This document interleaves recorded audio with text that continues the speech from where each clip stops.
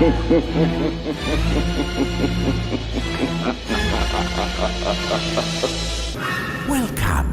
to the Cult Classic Horror Show. Every week, you can have the conversations you've always wanted to have about the films you love. Shut up! We're gonna get you. Not another peep. Kinda Get rid of your distractions and prepare yourself. Fold and lock your door. 5, 6, crucifix. You got a big surprise coming to you. You're not going anywhere.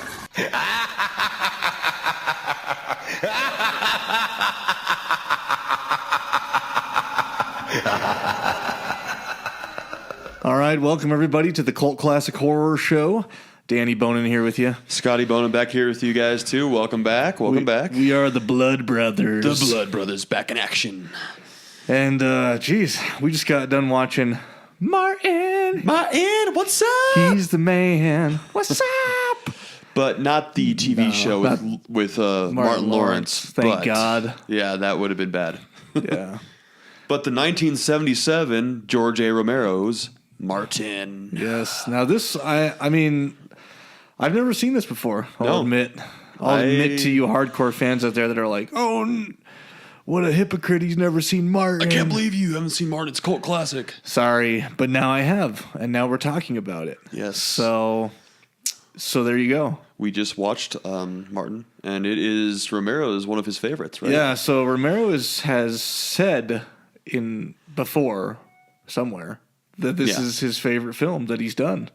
Is this, and it super low budget? I mean, what, $80,000 or something? $80,000 was the budget. I don't even know if I believe that's right. Yeah, $80,000.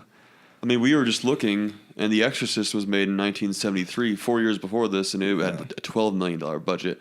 So wow. And even The Crazies had like a $115,000 budget. Yeah, 114, 115, something like that. And yeah, to have Martin, The Crazies was 73. Mm-hmm. I know Romero did a couple movies in between, but we're not covering every single Romero movie. We're just picking out some favorites here. And yeah, to go back in budget, 3 years later, or whatever, is, I don't know, just sounds a little crazy. 4 years later, yeah, it's you think he'd have more money to put into the movies, but there's a time and place, and you just never know. But so this is the first time that George Romero worked with Tom Savini. Yeah, the Tom Savini and George Romero meet and work together. So they were both in the movie, and also Tom Savini did all the special effects as well. Yeah, makeup and special effects. Gotta love Tom Savini. Yeah, if you didn't know, George Romero was the priest that comes in. Yes, Father Howard. Visits for dinner and is drinking a lot and smoking. And when I saw it, I didn't even recognize him. I didn't either. He looked so young. Actually, so young. I did recognize Tom Savini, though. Oh, yeah. He looked really young, too, but it was just cool. He, has that look, that, jawbone and, his hair. And so you're attracted to him? Yeah, pretty much. Tom Savini, I'm very attracted to you, so yes. Just putting that out there. But yeah, they low budget film, so they had a lot of family members in it. Cast and friends and family participated. All filmed in Pittsburgh again, Braddock. Small town in Pennsylvania. Pennsylvania, Near Pittsburgh, not Pittsburgh. So, but right around where they all lived.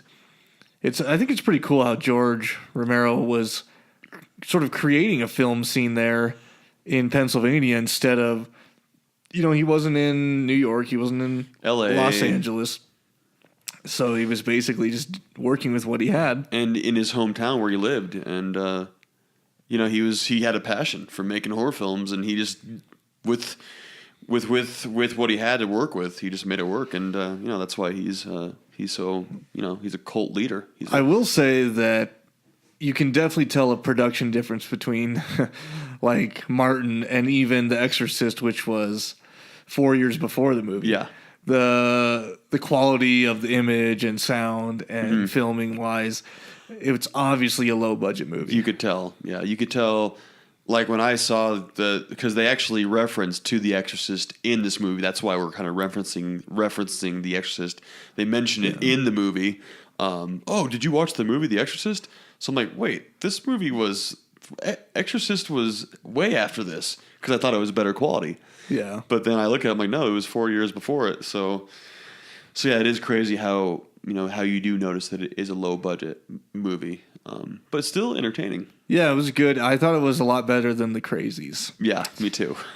So Crazies was good. I mean, it wasn't that bad, but it was just a little jumbled. Even this movie starting out, you're sort of like, what the fuck's going on here? Yeah.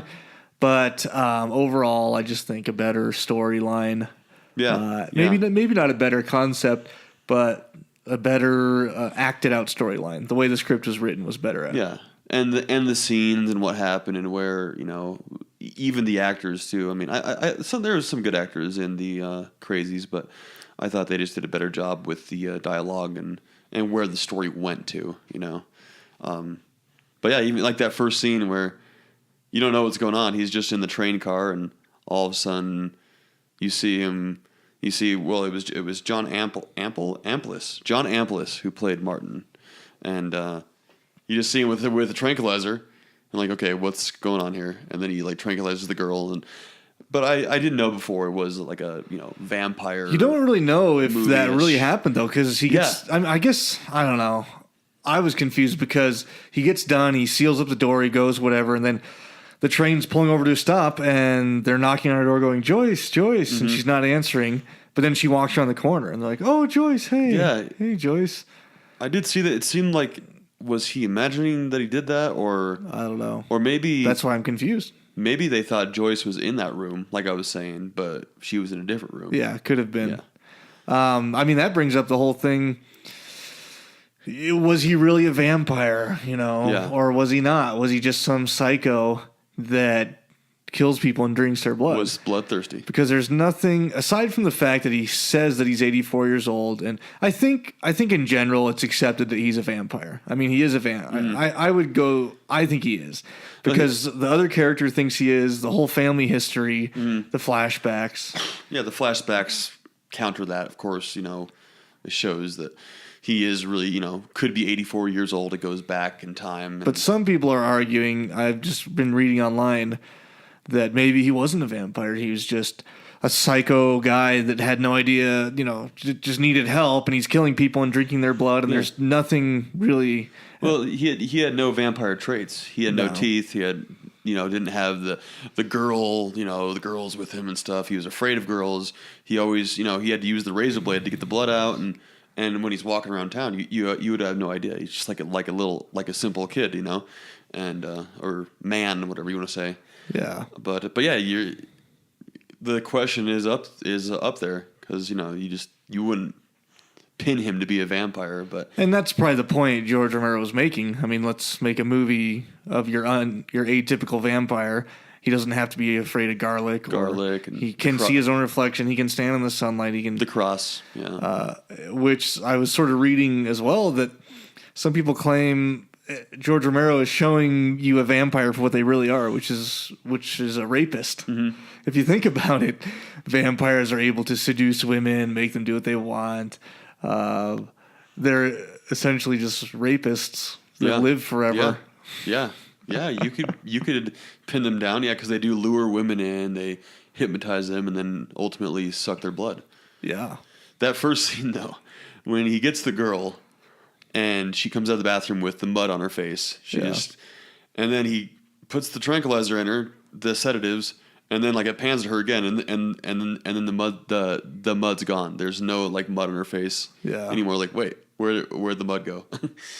She quickly washed it off in the covers. That was pretty gruesome, though. I mean, you actually saw the blade go down the wrist. Well, I wonder. Obviously, they were probably budget restricted because there was some decent special effects, but nothing compared to even the first Friday the 13th. So, but that had a lot bigger budget. So I'm wondering if Tom Savini had the skills but not the budget to do what he was doing, or if he was sort of learning and this was one of his earlier films, and then he was more experienced for Friday the 13th, which wasn't really any later. I think it was 1 year later. I think the original might have been 78 or something. I sort of forgot. The original one was in 79, I believe. Okay. Yeah. 79, 80. So yeah, it was a couple of years later. So maybe he was just getting his feet wet. Again, with what he had to work with, he being a low budget film, probably didn't do as much as he could have done. But there were some snafus there, here and there, like the mask you talked about, and just a couple.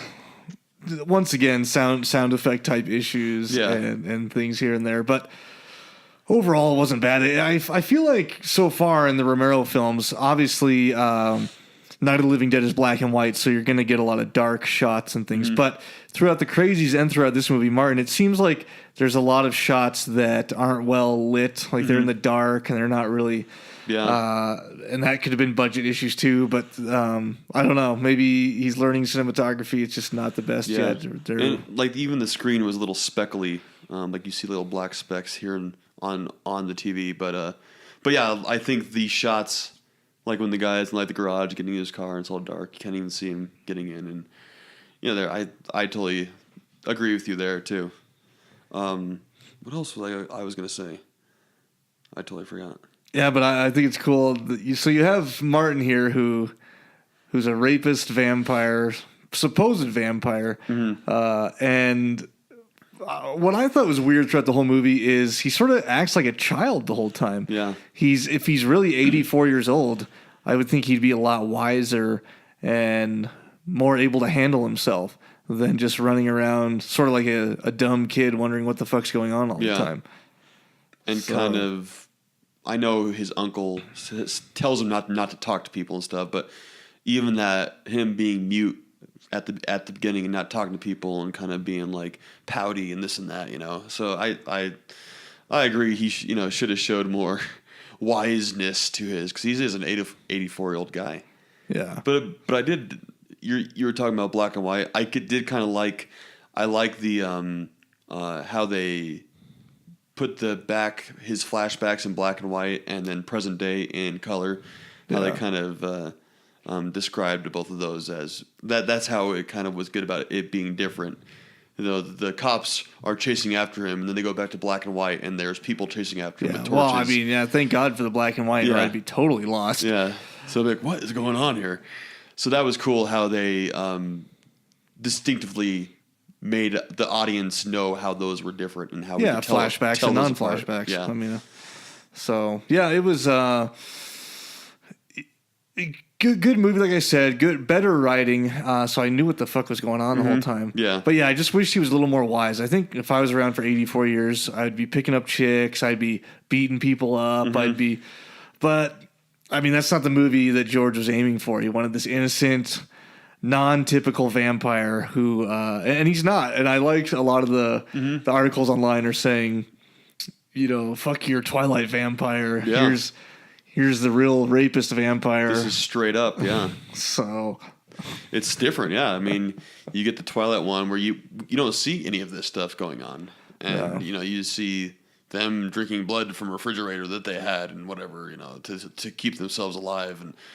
And this, he's straight up going, and mainly women, I guess, are his victims. And he likes women's legs a lot. That pan shot when he's going down the stairs and he's looking at her legs. He's looking at the cousin's legs. I don't think she was hot at all. Nah. The mom that he ends up having sex with for real, she was all right. She had like slight double chin going on. Yeah, slight double chin, yes. But she was hot.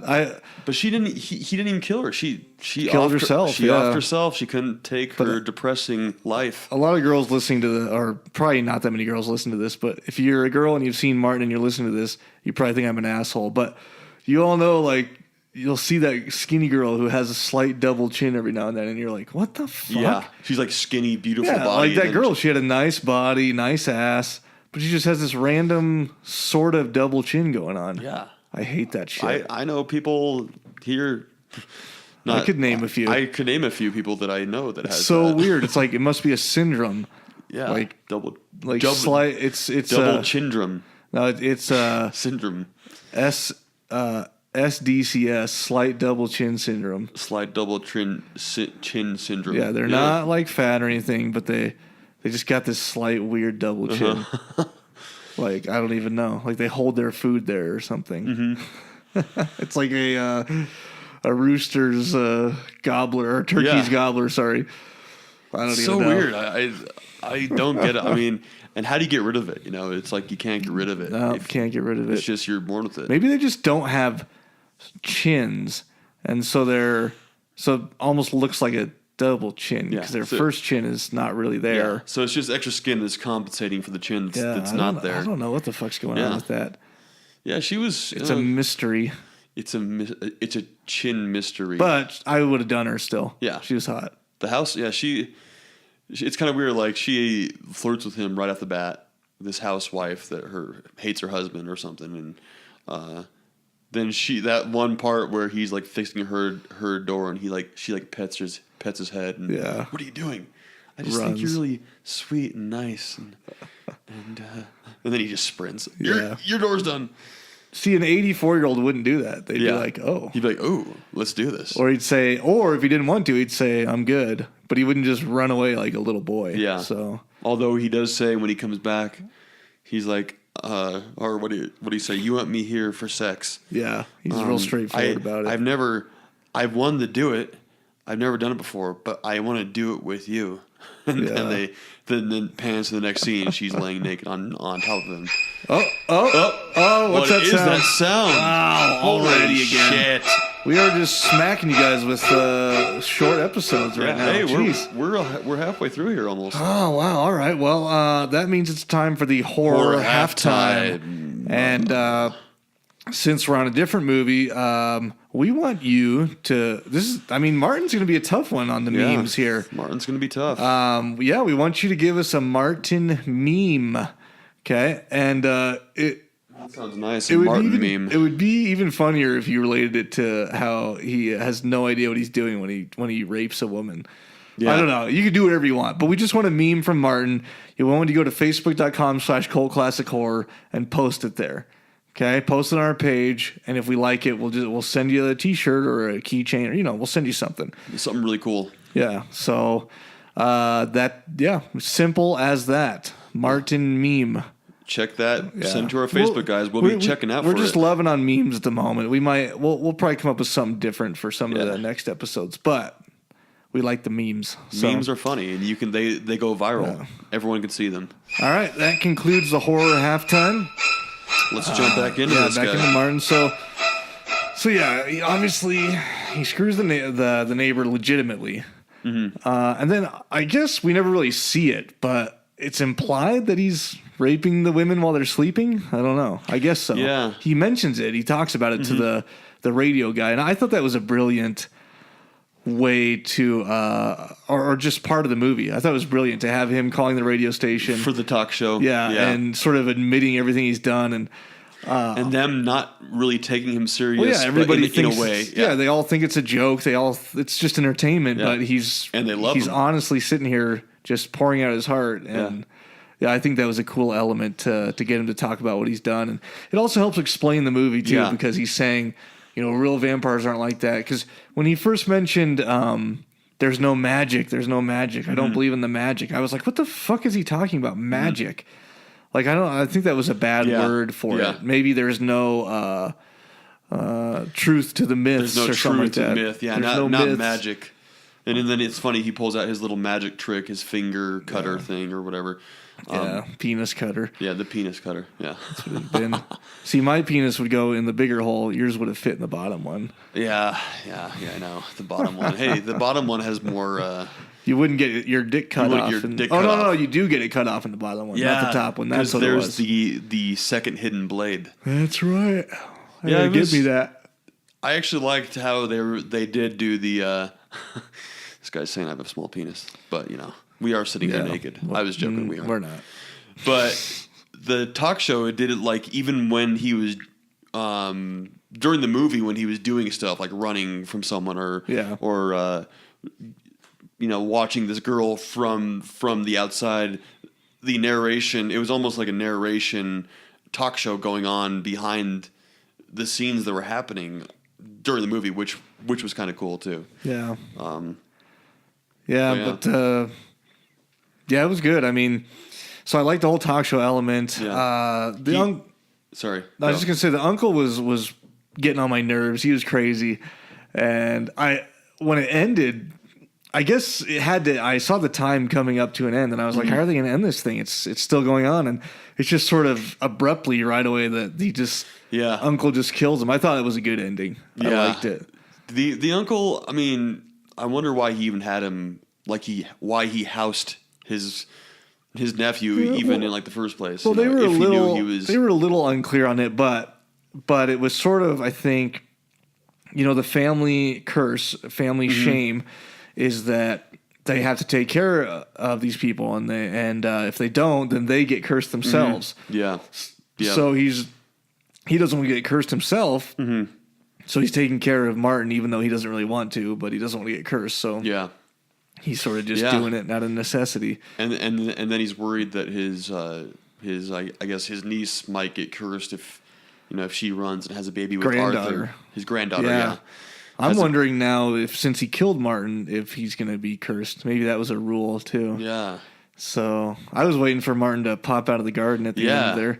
That was crazy. That stake driven in, and then when it panned to the other side, it almost looked like the stake was on the outside of his body. Yeah, that looked like could have been a cheesy effect where it was really next to him and he was pounding it in. But then on the close up at the end, obviously it was straight through his heart in the chest there. Yeah. I was wondering. I was hoping he might have like popped out of the grave, but then it played the radio show, and then it had his voice. I think it was. His voice. I don't think that was his voice. It sounded like his voice saying, "I know who Martin is," because they're all saying, "What happened to the Count? What happened to the Count?" And but it's not him. I don't know. I don't think it was his voice. You know what was kind of weird? Someone else. He spared his second victim, that girl, because probably because the guy that wasn't supposed to be there. Yeah. He drank his blood, and that sufficed for him. But it was kind of weird. He spared her, neatly laid the blanket on her again, and so it really wasn't he really wasn't victimizing just women. He could have killed her there, but he took the guy's blood and left her. Yeah, I thought it was weird that alone. he didn't. I thought he would rather. I thought he was just gonna tranquilize the guy and get him out of the way, and then do his thing with the girl. But he didn't. So yeah, he's got some morals, maybe. Yeah. I don't know. That scene where he's where the uncle's going through the mist and the dark, and he pops up in his Dracula cape and fake teeth. For a second, I thought that was a real thing happening. I'm like, oh my god, this is really cheesy. What's going on right now? But then obviously he's in a costume with fake teeth, and it was supposed to be that way. Yeah. So I was oh, well, okay. Thankfully, I saw the costume thing coming. I sort of figured that in my head. I was like, oh, he's just fucking with his uncle, and he was. But yeah, fake teeth, makeup, just a and costume. everything. It's just a costume. Just a weird movie overall, sort of. Yeah. It is. But, and the music and stuff was a little weird and stuff. I hate to say this because a lot of people hate these newer remakes that are coming out and everything. There's a couple of these older movies that I wouldn't mind seeing a remake of. It'd be cool. I know they already did a Crazies remake, and it turned out pretty good, except I know we're not doing an episode on Crazies, but it turned into more of a crazy zombie movie rather than more about the situation or whatever, But it'd be cool to sort of see Martin redone these days on a bigger budget, and with bigger budget and just the technology they have nowadays. Yeah, it'd be cool to see what they do with it. I was reading something, they were thinking about doing a remake back in 2010 as well, and they never made it happen. But yeah, I think the idea and concept of the whole movie was great, and to see it remastered and redone would be cool to see. So maybe they will. You never know. Well, if it's George's favorite movie, I don't know. He's getting pretty old. Yeah, I don't know if he's gonna sneak it in before he croaks. But Tom Savini's still around. Hey, yeah, Tom Savini can reprise the role. God, he looks great now for how old he is. He's looking good.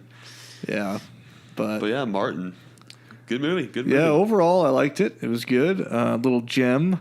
Now I can say I've seen it. Yeah, and we've presented it to you guys here on the podcast on the Cult Classic Horror Show. Yeah, I mean, I guess we could cap it off there. Gosh, this is such a short. We tried to dig up a lot of info on Martin, and there's not really much available. There is a 2-disc DVD release for the UK only, and that does have a commentary track on it, but not a US release for that.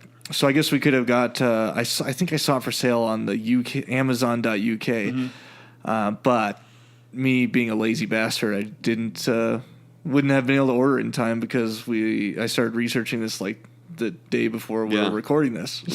And we just wanted to get it out to you guys. I just figured I could get everything on YouTube or download it off Pirate Bay or something, but no. God dang it. See, nowadays, we were just talking about technology. You think you'd be able to do that easily, but no. Yeah, we watched the whole movie on YouTube. There's that's a little tip for you guys. If you haven't seen Martin and you want to see it, the whole movie's on YouTube, so just go watch it. Go grab it. So was the original Crazies. Whole movie's on YouTube, too. So yeah, and we didn't find out what the box office was for this movie. We know it was released in '77, and it was released in I guess in UK first. I think. Yeah, it was originally, and then domestically after that. But no record of what it did in the box office that I saw. Yeah. So.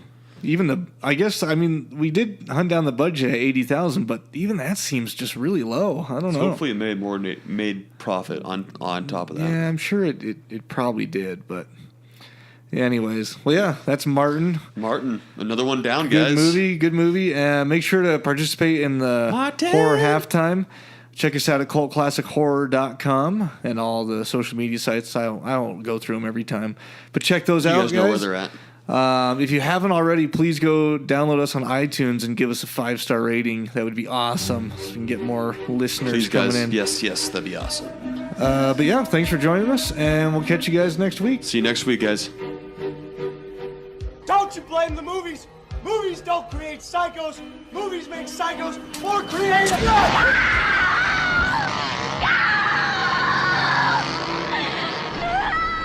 Oh, yes. There will be blood.